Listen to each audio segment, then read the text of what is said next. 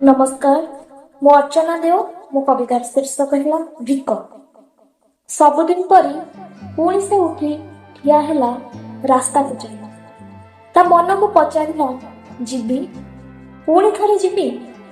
मन कहु नथिला जीवा पाई। सेमितिरे से बिताई देई थांता 2-4 दिन। हेले ता पछरु सुभिला रही रही 2 थर बापा डाके। आज भी आमको सनातन किसी भाभी पारिबानी। रास्ता उपरकू उठिला। आगरे अनेक रास्ता।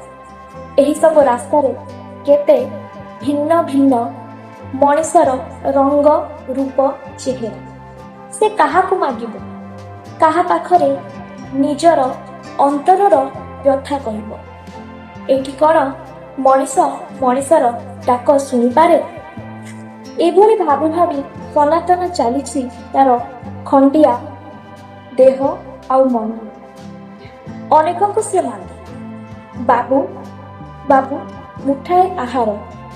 पिला थुए उपवास रे बाबू किछि दियो बाबू। एमिति केते जन को अनुनय न करे सी। हेले ताकू विपरीत बाणी शुणा को मिले। किछि काम धंदा नहीं। हाथ गोड़ ठीक ठाक अच्छी। चली आसी भिक मागिबा। जा जा काम करी 2 पैसा रोजगार कर। ता मन भितरे विद्रोह होई कही उठे, तुमरी बाबू मानक पाई तो सनातन माने आज भिकारी। ना सेमानक पाखरे अर्थ अछि ना स्वाभिमान। धन्यवाद।